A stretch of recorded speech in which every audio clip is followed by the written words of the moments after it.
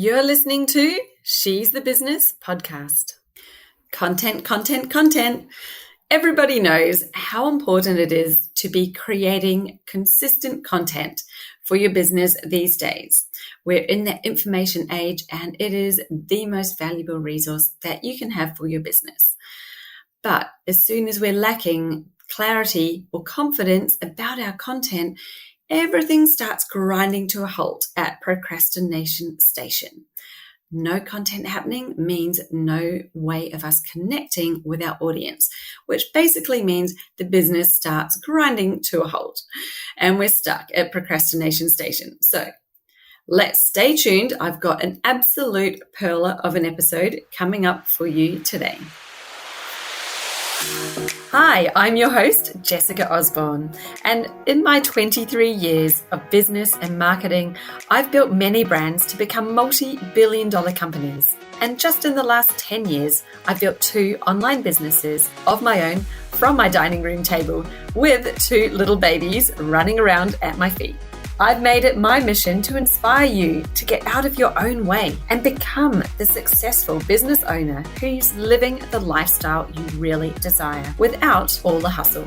This is She's the Business podcast, made by women for women. This is your weekly dose of motivation and inspiration. So I bet you're itching to know how you do create content with confidence and clarity so that you can prevent yourself from ending up in procrastination station. Now, today I'm really excited to bring with you an amazing interview that I had with Mel Daniels, who is a content coach and content strategist.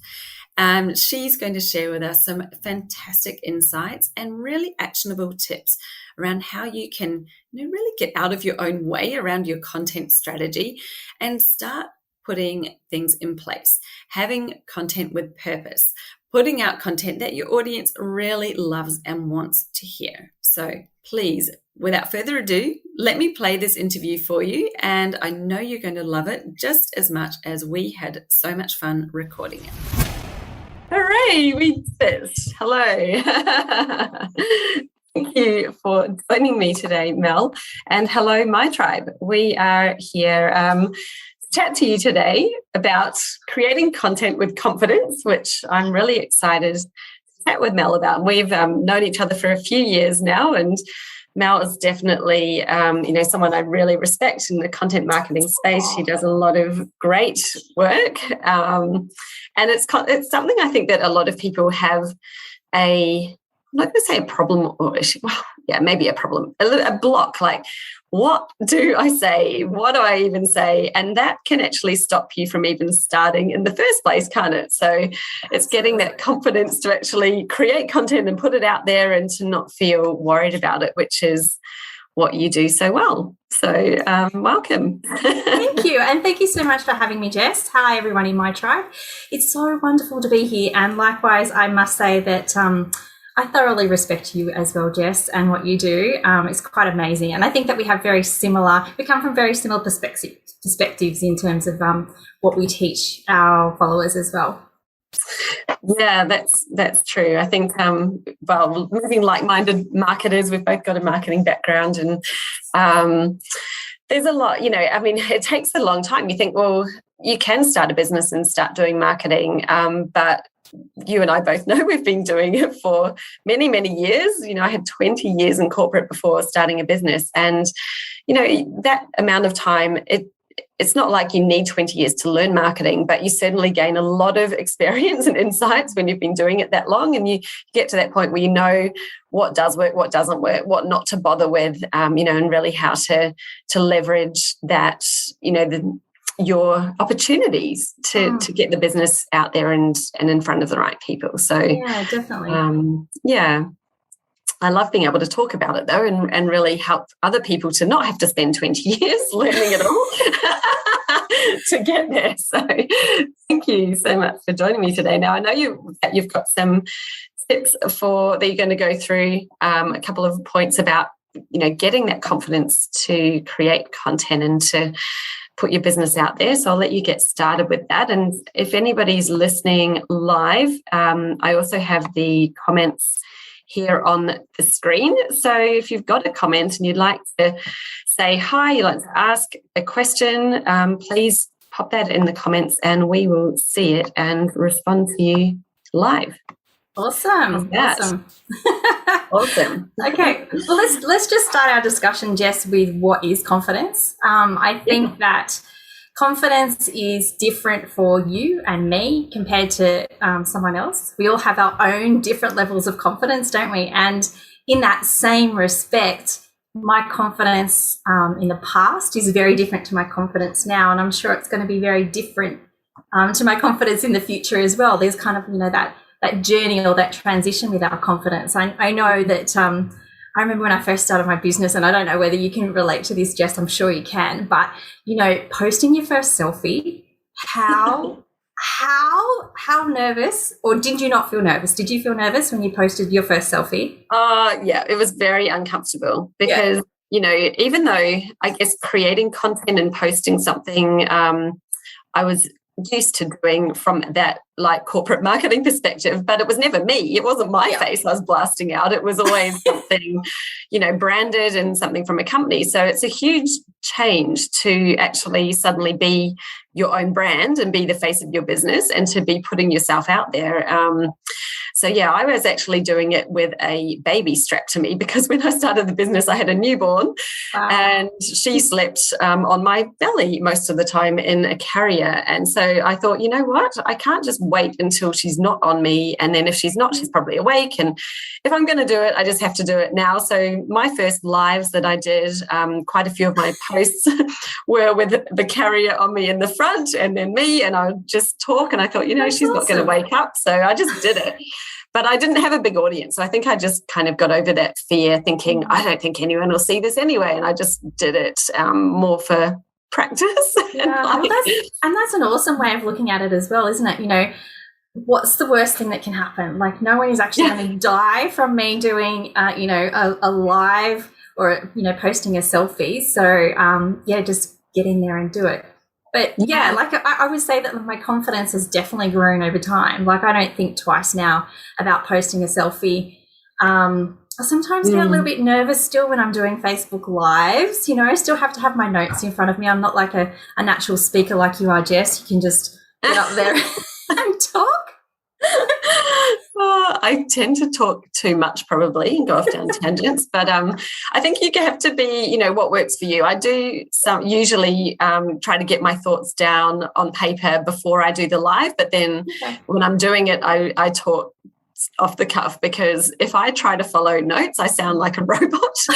Whereas when I'm talking and doing it naturally, I sound a lot better. So for me, that's what works. I know it doesn't work for everybody, but I've tried both ways, and I definitely sound way more robotic and less like a human when I'm reading off notes. So I tend to kind of have a couple of points that I might want to look at to be like, yes, keep myself on track. Like, what were my 5 points? But I don't script anything, but that's my style. And maybe I will in the future. Who knows? I might get to that point where I get used to reading from a script, and it's probably a skill that we could all grow and learn, couldn't we? It's like anything. Absolutely. And that's just a really great example of confidence changing over time, or, growing over time. And our confidence growing with that, being able to do different things at different times. So, that's really interesting. But I love how you said that you just got in there and did the lives with, your baby strapped to you. That's just awesome. And we really need to try and get over that thought of hiding. And we'll talk about hiding strategies in a moment. But if we come from it from a perspective of service, so, we're serving our ideal client, they need to hear from us, and it's a crime if we don't tell them, what we can actually offer them. Then if we kind of move from that self-promotion kind of mindset into one where it's one coming from a service perspective, I think that really helps us in terms of, just doing it, getting it out there. Yeah, absolutely. And, that made me think of something I say to people is, as a small business, you might feel like you're a small fish in a big pond and, there's all of these barriers. But actually, I think you've actually got the best opportunity when you're a service-based business, because when you're buying a service, people buy from people, and people buy from people they trust. And so as a small business, you have got way more advantage over big companies that have kind of become a brand and generic, and, the people are there, but they're all hiding behind the brand. Whereas when you are a small business, you're very much part of your brand. You're the face of the business. Especially if you've created it to be that way, but you have the opportunity to do that, I guess, a lot more than the larger ones. And just the ability to connect with your customer, to have them really grow to know you and like you, trust you before you're even having a sales conversation, makes your life so much easier. And I really find when you're looking now, I look back at my old world and even the companies I used to work for and what they're putting out there, and I'm just like, oh, so dry, so boring.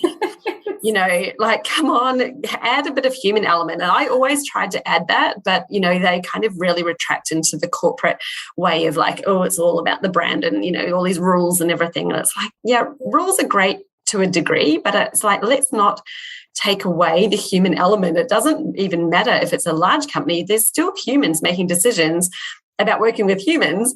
And I think that people forget that. It's like, yes, you're a business, but you aren't an object. You're a human, and it's humans who are making a decision to buy from you. So stop trying to be a thing and an object and actually be a human. Really make that connection and become part of your brand so that they can connect with you. And I think that that's something that a lot of people forget about as well, that you are your business and you are unique, and they kind of shy away from actually telling people about their values or showing people what their values and their beliefs are, and the uniqueness that you actually bring to your business as well. So I really encourage people to embrace the fact that you are your business and use that to your advantage, especially when it comes to your content as well. Yeah, absolutely. Yeah, it's a total advantage. And I think it's like we just need to get out of our own heads and stop worrying about what people think about us, because you think about yourself, and when you look at other people who are putting content out there, are you sitting there nitpicking about, what they look like or what they're wearing, or, oh, they look a bit tired today, like I probably do. I've got a few bags under my eyes. I was telling Mel before we came on the live that I've had a horrendous week of broken sleep, that it peaked on Friday night with a trip to the hospital at 2 a.m. for my daughter. So anyway, it is what it is. I'm like, I'm not hiding away today because I'm still feeling a bit tired. My voice is croaky and I've got bags under the eyes. It's like, that doesn't matter, because it's not about me. No one cares what I look like. You guys don't care what I sound like. Maybe you think she could have done a bit better. But anyway, it's more about what we're saying and the value. And so I do it thinking it's about the person who's there, who I'm doing this for you. I'm not doing it for me. Like I'm fine. I've got my business. I know this stuff, but I'm out doing it because I want to help someone else. Like I want to help and share something. And if I can help one person in a day to take a step or to do something more beneficial, then that's a win. That's success. Absolutely. And it's been worth it. Absolutely. And once again, it's coming from that place of service, isn't it, Jess? They need to hear from you. You need to be able to let them know what the services and transformation is that you can actually provide. So when we make it less about us and make it more about our ideal client, then we're more likely to show up with our content and our marketing as well. Yeah, it takes a lot of that fear away, I think, as well. As soon as you kind of realize it's not about me and people aren't there to judge me.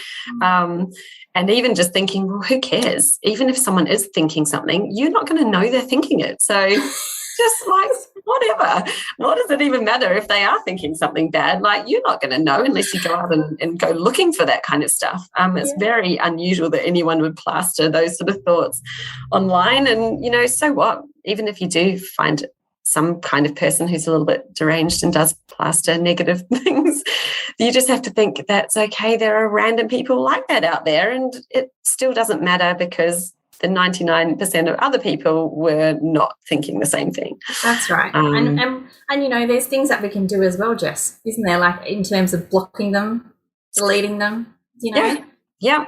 Absolutely. You don't have to partake in it, and you don't have to even respond. You can just think, okay, random weirdo on the internet, good on you. Goodbye. Move on. Love it. Yeah. Love it.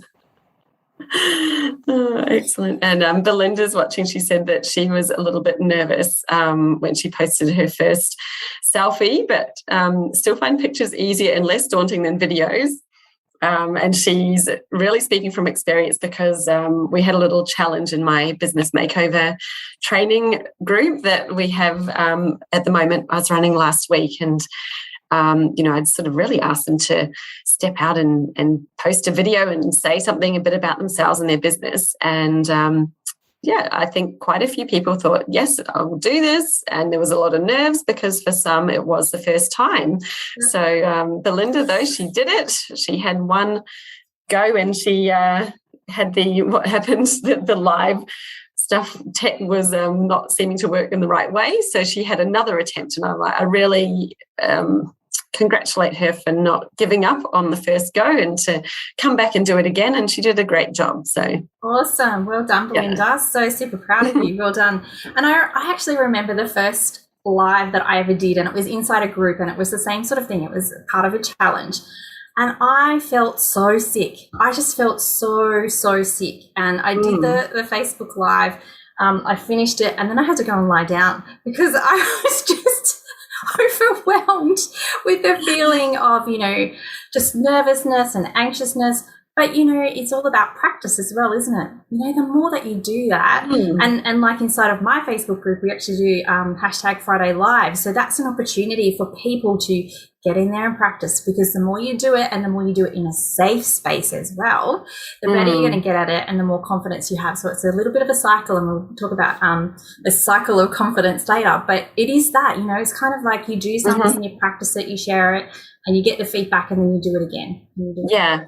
Definitely. And I think, we've all been there on day one. We've all had the nerves of doing our first live, our first selfie.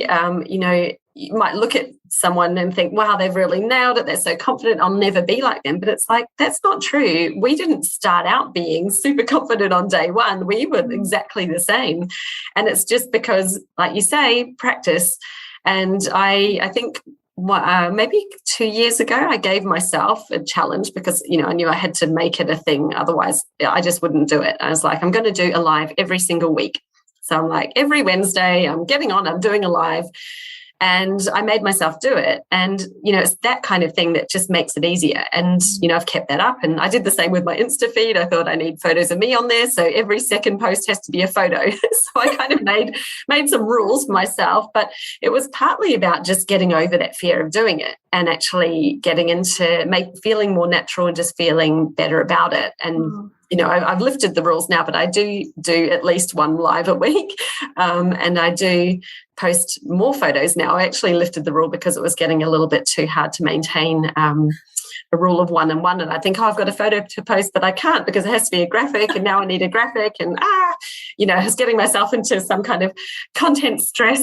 And I thought, what? I can actually take that rule away because I made it for myself. So I don't have to have the rule anymore. I just, now I've got much more of a loose feed, and I post what I want to post, which is freedom. Isn't that amazing? Like, who says that we have to do one photo and then one graphic and one photo and one graphic? Like, the amount of times that someone actually goes to your own profile and has a look at your entire, feed that you've so lovingly curated and taking all this time over doing. How often do people do that? Not very often at all. Not very often at all. So, make your own rules. I love it. Love it, Jess. That's it. I'm like, break down the barriers, I think that's not the only one. There's quite a few, but I won't go off on that tangent because we'll be there all day. But, it's like you actually create barriers in your own way. You're actually putting the brakes on yourself by making up some of these rules and having things. It's like you're doing that to yourself. No one else is telling you that it's got to be perfectly branded, or it's always got to be this, or it's got to be that. Like, actually, when you've got some of those rules and you're feeling constrained, or you've got to fit do it this way, and it's becoming hard. Fine if that makes it easier for you because you don't have to think, that's fine. But if it's becoming hard and it's stopping you posting, I really want you to sit there and have a look, like, is that rule helping me or not? Am I actually putting a barrier in my own way? And what is the purpose of the rule? Like, why do I need it? Why can't I do it without that? And I think if we can eliminate some of our own barriers, then there's plenty of other barriers out there. But, those are just some of the most simple ones, I think, to really overcome and to kind of challenge yourself on, because, you might have had a reason why you made it in the first place. But I think often you outgrow it. You outgrow the reason for that rule, or you become, you don't need it anymore. So, yeah. Absolutely. And I think this is probably a perfect segue, Jess, into I think this is a perfect segue into the fact that I've been reading a book at the moment. It's called Playing Big by Tara Moore. I don't know if anyone's had the opportunity to read that. Would love to know. Would love to know in the comments if you have actually read it and what you thought of it. But it's been a real eye-opener for me. It really has. I'm just reading it going, oh, my goodness, I do that. Oh, yes. Oh, yes. There's so many aha moments. It's quite funny. But I just thought I would share, just 6 of her hiding strategies. So these are strategies that we put in place. They're kind of like, you might want to call them limiting beliefs or stories that you tell yourself as well. They're hiding strategies when it comes to your business or playing bigger in your life and what you do. And I think that we can really relate these strategies to our content as well. So I'm going to go through them. Okay, awesome. The first one that she identifies is this before that. Okay, so that means I have to have this in place before I can go and do something else. So, I might have to I might have to have 5,000 followers before I can start a podcast, Yes. It's so funny because I was writing a piece of content on this exact thing this morning, because it was like I was talking to somebody about my program Business Jam, which is just opened, and they're I really need that. I need that strategy so that I can attract better clients and obviously be more profitable. But I need to make more money before I can join. And I'm like, so the reason that you need to join is so that you can make more money, but you're saying that you need to make more money before you can join. Isn't that a bit like kind of saying, oh, I need to lose weight before I join a gym? It's like, well, what's the reason that you're joining the gym? It's like, just do it. That's the thing that's going to help you get there.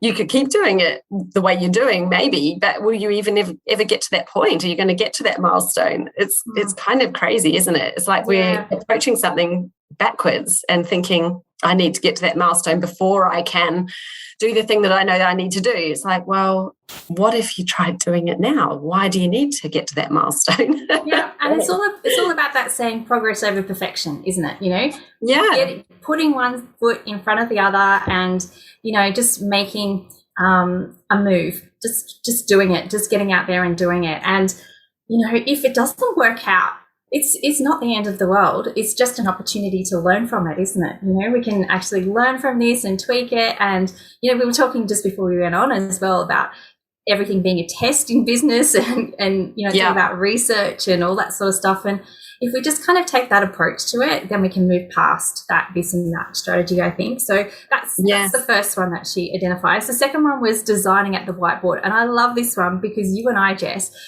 talk about the ideal client being like the pivotal part of your business. It drives everything in your business. It drives your marketing. It drives your content, everything. It always comes back to the ideal client.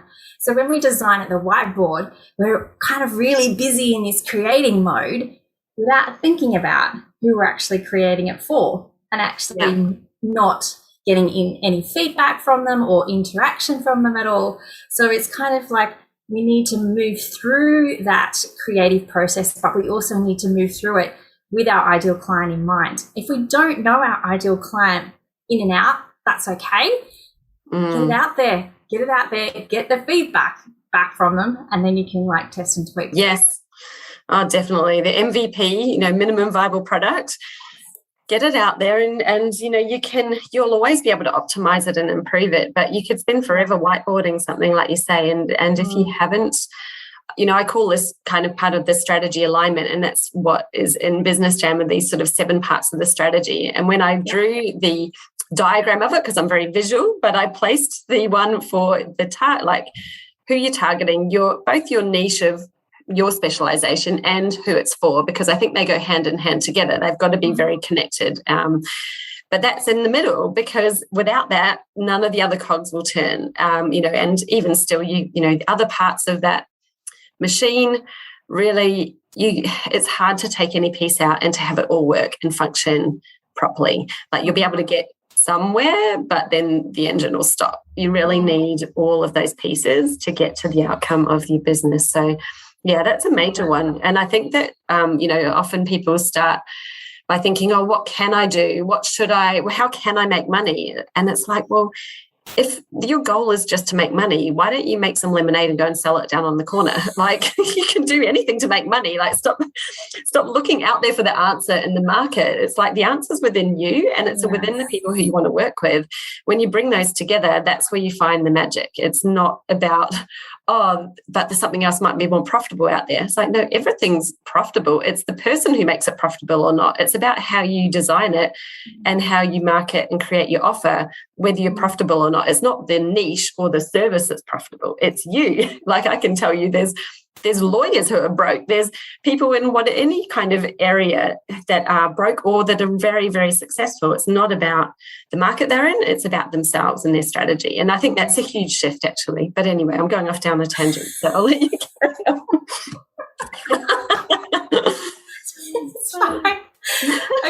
Okay, number 3. We're only up to number 3 or 6. Overcomplicating and endless polishing. How often do you see this, Jess? I see it a lot. So, I can't start a podcast because I have to do all of these steps, and I have to buy a mic, and I have to get someone to edit it, and I have to do all these things. And oh my goodness, all of a sudden there's so many steps and everything for it to be perfect that I don't actually do it. Or the polishing, the perfectionist in us, I can't put that blog out because it's 912 words and it needs to be 1,000, or, it doesn't have the perfect conclusion, or it doesn't have the perfect call to action, or I don't know how to, put the formula together for, the perfect blog post. So I think that bringing that to our content, that overcomplicating and that polishing, once again, comes back to the fact that we've just got to do it. We've just got to put it out there and continue to gain that confidence whilst we're doing it. Yeah, absolutely. And it is still coming back to that, I guess, a partly fear of what other people will think. Yes. And partly that there are some rules that are being put in place, which is like black and white, instead of looking at everything as, your business it's like a science experiment. You're always trying things, seeing how it works, optimizing everything that you do. You're never going to know for sure what will work or what won't work. Who says a blog with 900 words isn't going to be as good as a blog with 1,000? Put it out there and see what happens. You might be surprised, and it's partly just going, that's fine. And I'm going to take the learning from it and then make it better next time. Because, results come from action. They do not come from overthinking and procrastinating and perfecting everything that you do. Absolutely. And we want momentum, don't we? We want momentum with our content. We want momentum with our marketing. And the only way that we can do that is to continually test and put it out there. So, ladies, you're listening, you've got to go and do it. Go and do it. Number 4, curating and collating other people's ideas. Now, this can be a good thing when it comes to content because, we don't necessarily want to have to create new content all the time. If we can kind of curate some other people's ideas, then that's great. However, it becomes more of a problem when you're relying on other people's content. You're relying on other people's ideas. You're relying on being the same as everyone else, and not having the confidence to actually get out there and say what you think. And I know that this is a hard one because I can speak from personal experience that this has been quite difficult for me. It's taken time for me to gain the confidence to say what I really think about things. I have a saying that I think sales funnels suck, and it's taken me a long time to be able to say that, but it's not the actual process of a sales funnel that I think doesn't work. It's just the way that we look at it. So I think that it's a really good hiding strategy for us if we hide behind other people's ideas.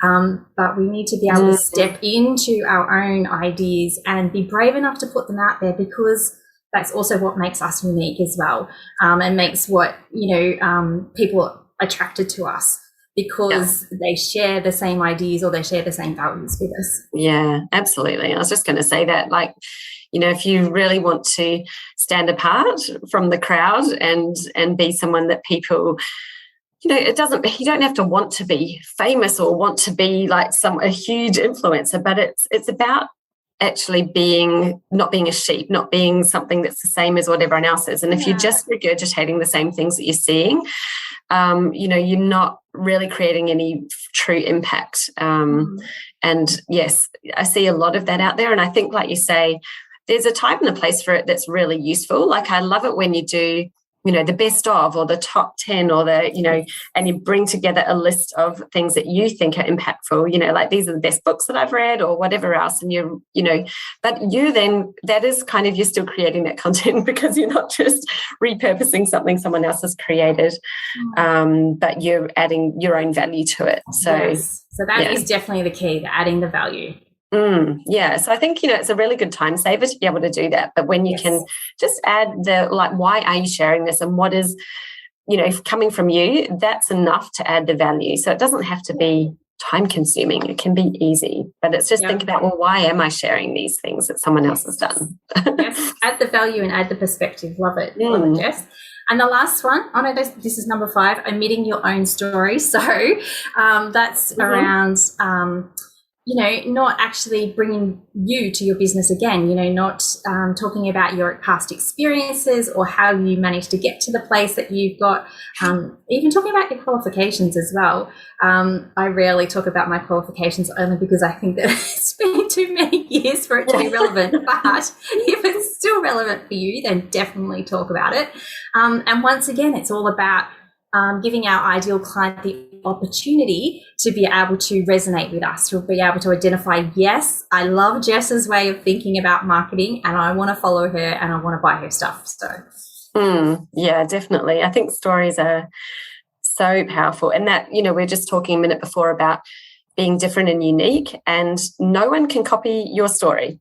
So, if all you're doing is content that is, how-to content, that's kind of like your basic fodder, and you can go out there and there's how-tos on everything. Go onto YouTube, it's all how-to. That doesn't mean it's not necessarily unique to you. Yes, there are ways you could make it unique, but it's when you share a story, it's almost impossible for anyone else to copy that. And that content is so unique. It's just, I guess, the real key, and people worry about stories, but if I had one tip with it, I'd think, why am I telling this story? Like, what's the relevance of it? So you don't always have to give the whole back history of it. You don't have to give all the detail. Get it out of your head maybe when you do a draft, but then go, what is actually relevant to the point of why I'm telling this? And then, bring those bits out, because often that's all someone really needs to hear. They don't need all the dirty, gory details unless you want to share and overshare. You don't need them. And that's some people's jam, isn't it? Like, some people love to overshare. I mean, I'm not one of those by any means, but I think the point about stories and what is the meaning of this story, what do I want my ideal client to get out of this story or take away from this story, is super important with whatever story that you're telling. So that's a really good barometer, I think, as to whether you're how much you're actually prepared to share. And that's actually a question that I get a lot, is how much should I share? And I always say whatever you feel comfortable with, because it's all about you. At the end of the day, it's all about you. Yes, our business is about that.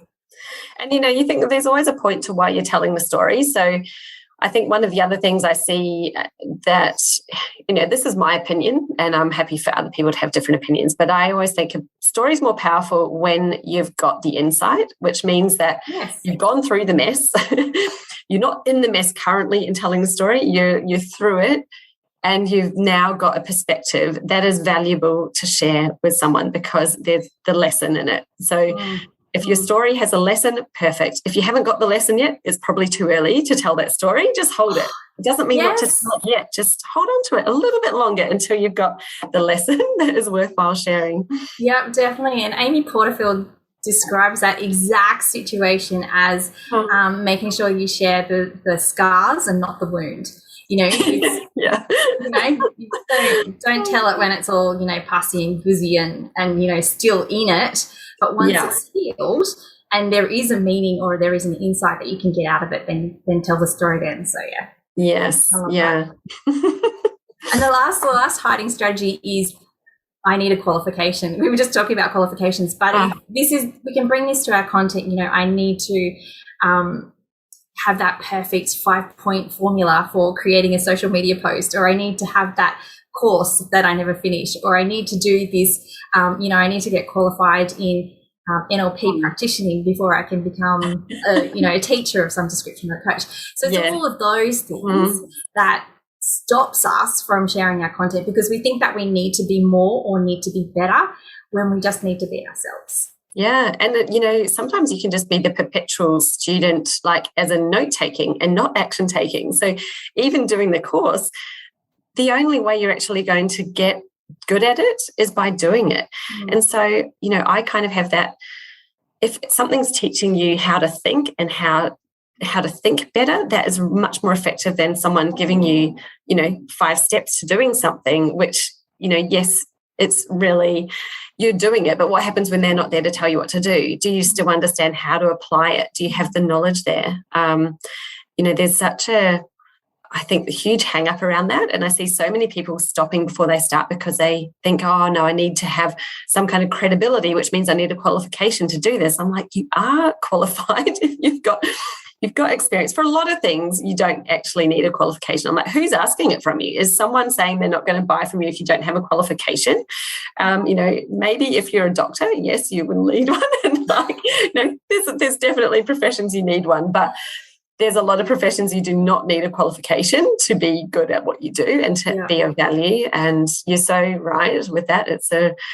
It is one of the biggest procrastinators, I think, in excuse of why not take action. No, I need to go and learn that now.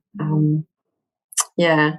And it's funny, but, if you just think, well, I can have a go at it, maybe I'll figure it out. It's like doing reels. What is this reel thing? And I don't know, I made my first one was pretty crap, and then I played around a bit more. I wouldn't say I'm an expert, but I didn't need to go and do a course in knowing how to do it. I'm like, and the funny enough, actually, I'm just going to go off on a tangent with that one, but you think, people say, oh, it should be about your business and this and that. Like the reels that have got the most views have been ones with pretty much zero.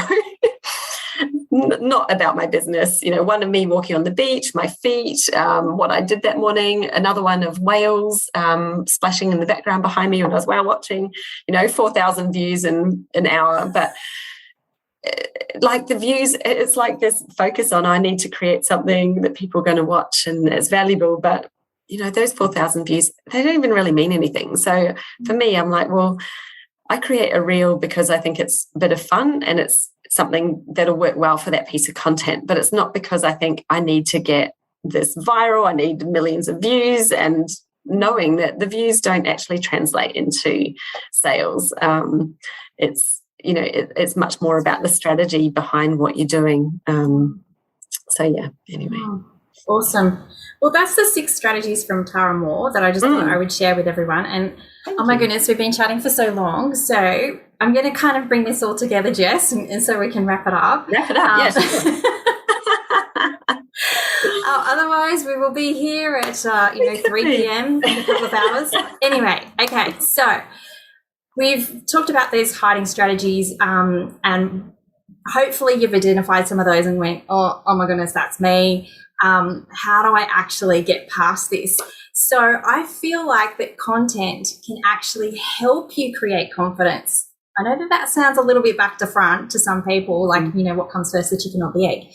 But if we can do the first step, then I feel like this little loop that we create in terms of confidence with our content can just keep escalating. So it's quite interesting. So the first thing that we need to do is create. The second is we need to share it. The third is get the feedback, and the fourth is refining messages. So the first bit, create, is all about not designing at the whiteboard, but doing the thing and getting it out there, not procrastinating, not overthinking, just creating it. Or first of all, actually creating it. And then the next step is sharing. So it's actually pressing that post button, that go live button, that schedule, whatever it is, to really just do it.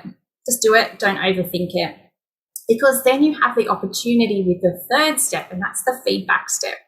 And this is, often we think about feedback in terms of content as things like, comments and likes and shares and stuff like that. But it can be so much more, Jess.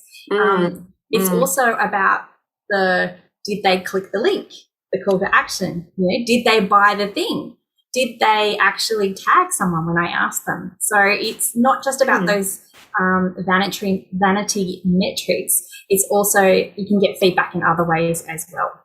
Yeah, that's such a big one, because I think, you don't know, there might be people who are sitting there watching and reading and consuming your content, and just because they're not commenting on it, liking it, sharing it, doesn't mean that they're not taking it in. And I had someone yesterday join Business Jam, and she said she had, even though she'd been in my training, she hadn't had time to have a look at all of the replays and things, which, fine. I know that it doesn't suit everybody's time schedule, but I did it when I had to. But she said, I've actually been reading all of your posts and content, and she signed up because she knows what I do, what I teach, and it's all of that content. So all that time that I put in to crafting content that's meaningful and, that I am, she was already sold on it without the free training that I ran. And the training wasn't actually a sell, in that way anyway, but she was like, oh, I'm in the training, but I haven't seen it, but I signed up with you because of your content. I thought, well, there you go. That's why you do it, isn't it? You never know who's watching. You never know who's watching. And I have a similar story, Jess, where I have had someone join up to a course and my membership off before. Like, I have never seen them in a Facebook group. I've never seen them comment. I've never seen them like my posts. I've never seen anything. They've never replied to any of my emails. And yet they purchased my thing because they have been watching. So not everyone loves to hit that like or that love button, Yes. You still are having an impact on people with every single piece of content that you put out there, whether it's impacting them to just keep scrolling because they don't agree with what you're writing about. That's great. It repels them. We don't want them anyway.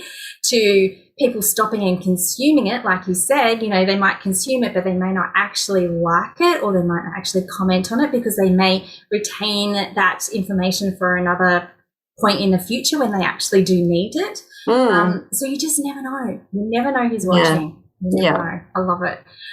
And then the last step is to refine your message. So based on that feedback that you're getting from people, to actually kind of tweak what you're doing. And this is all about the testing that we've been talking about, whether it's, organic or whether it's the Facebook ads. It's all about that testing and getting the results and saying to yourself, what can I actually do different or better to improve the way that I'm communicating with my ideal client? Yeah, absolutely.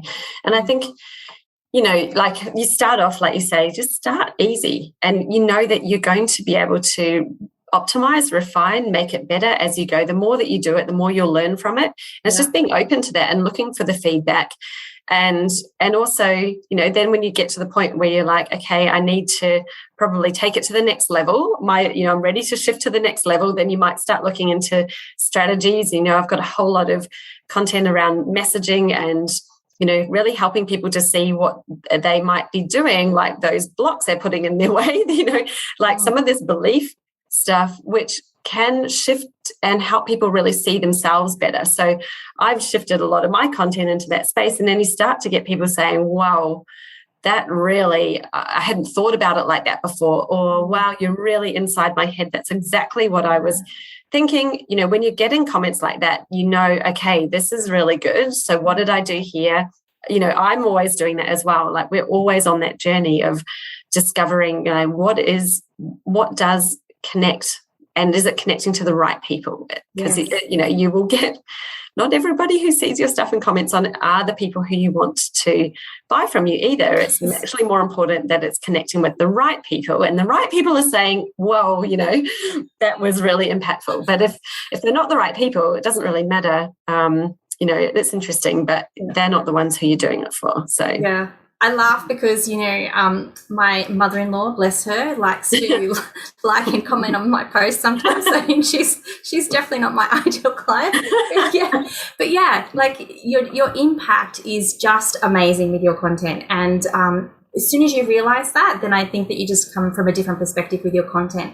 And I think you said something interesting as well, Jess, around alignment. Okay, so it's not just about alignment with your ideal client, but when you get that feedback from people, they're saying, oh, that really resonates with me, you realize that it's actually aligned with you as well. And when you come from that space of alignment between being who you are and saying what you want to say, as well as your ideal client actually kind of listening to it and resonating with it, is such an amazing feeling. And then you grow your audience with people who are more engaged and connected with who you are, who are then more likely to buy from you as well. So it kind of has this amazing kind of feeling about it when you create that content that is perfect for your ideal client and perfect for you as well. Yeah, absolutely. Yeah. So good. I could talk about it all day long. Let's not. Okay. Let's not do that. Those were great. Such really cool insights, and I really align completely with those points as well. I think that all of those are things that we can do without even realizing that we're doing it. And this is exactly the kind of content that I love to do at the moment. Is like, you might not realize, but if you're doing this, or if you're experiencing this, and this could be why, and let's actually unpick it a little bit. So I find it really impactful when you can sort of take that step back and look at yourself kind of from the bird's eye view, like you're looking down and seeing what you're really doing, and then being able to take that shift of awareness in the first place, because no one's making a mistake knowingly. Like, we make mistakes all the time, everyone is, but the point is that you can't, I guess, being able to figure out that you are making one, usually doesn't come from within. Otherwise, you would know that you're making one, unless you're doing it over and over again and expecting a different result, which we all know is like the definition of insanity. But often it does need to come externally, where someone can offer a different perspective and help you to see, I've been looking down this tunnel, not realizing that I'm looking down a tunnel, and there's actually this whole other way of looking at it, or a different tunnel, different view. That usually can't come from within. Like, you do need some external influence for that to happen. And this is exactly why your program, Business Jam, is amazing, because it does exactly that. It gives, people the opportunity to hear from someone else a different perspective, and, to be able to move forward in our business and not get stuck in a rut where we are. We do often need that outside input into our business and different ways that we can approach things. Yeah, and it's just, often it's the question, because we don't always ask ourselves really good questions, which is why it's hard to do this to yourself. But when you get asked a question in a different way, that actually helps you to kind of step out of that and look at it from a new perspective. That's where the breakthroughs happen, because I'm like, you actually have a lot of it within you. And often, you're working with people, I've got marketers in there, and they're very experienced. They've been doing it a long time. But you can't see your own blind spots, and you often aren't really seeing the barriers that you're putting in your own way. And it's sometimes someone who can help point them out, but often it's even just a question that we can ask to help you see yourself in a different way, which can have a real impact. So, that's all what Business Jam's all about. I realized a long time ago that it wasn't about the doing of the tactics, but it's actually in the understanding and learning the strategy and how these pieces impact each other, because it all is all about alignment. You can't just look at one piece on its own and go, right, I've got that now, therefore everything else will work. It's like, actually, no, they all need to align and work together, and everything in your business is like a machine. When you've got all the pieces there, it's running smoothly. If you're missing some, or some are out of place, not connected properly, properly, then of course it's not going to work well because that machine isn't connected. So, I really, teaching the strategy and how the pieces connect and getting them all together, then the tactics, which is definitely part of it as well. But that piece becomes so much easier because it works, because the engine that you're running it on is actually connected and working and functioning in the way that it should. So, yeah. Perfect. Love it, Jess. Love it. All good. Thanks, Mel. And do you have something that, if someone's thinking, I'd love to get a bit more help with the content and want to dive into that with you, do you have something that people could connect with you? I do. Yes, I do, Jess, and it's really exciting. I've just released it this week. So it's a brand new quiz, and it's called Unlock Your Content Creator Style in Under 4 Minutes. So what you can do is, I think there's only about 8 questions. Like, there's not very many questions at all, so it won't take you any time. Awesome. But once you have answered those questions, then I let you know which of the 4 content creator styles you fit into, and then how to use those styles to your advantage in creating your content and your strategy. Brilliant. That sounds really cool. Love a good quiz. We all like to find out a bit more about ourselves. So maybe Jess, I'll pop it in the comments when we're finished. Yeah, let's do that. Awesome. Thank you. Thank you so much for joining today, Mel. This has been a great chat. I know we could talk a lot longer. We will have to do another one. But thank you so much for joining, and thank you everybody who tuned in and had a listen today, and I hope that you got some value out of it and maybe something that's helped you realize something you are doing, and you can even take some steps today. We always like the immediate action, don't we? Yes. Yeah. Small steps, but keep on moving forward. So we'll be looking to see more of your live videos here in my tribe, everybody. Just do it. It's a nice place. There's no mean people in this group. We've got a very lovely group. So you have get in and post your videos and let's just do it. There's my challenge to you. Awesome. Thank you so much. Thanks, Mel. Thank you. We'll say bye now, and bye everyone in my tribe. Bye.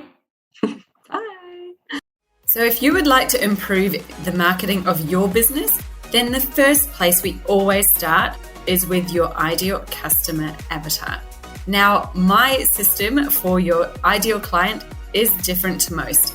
With my ultimate customer avatar worksheet, there are 35 questions to help you really deep dive into what your ideal client is currently thinking, feeling, and what their goals are, what they're doing in their buying behavior. Go to jessicaosborne.com/customer-avatar to download your free copy of my ultimate customer avatar worksheet today. And let's get started on defining who that ideal client really is.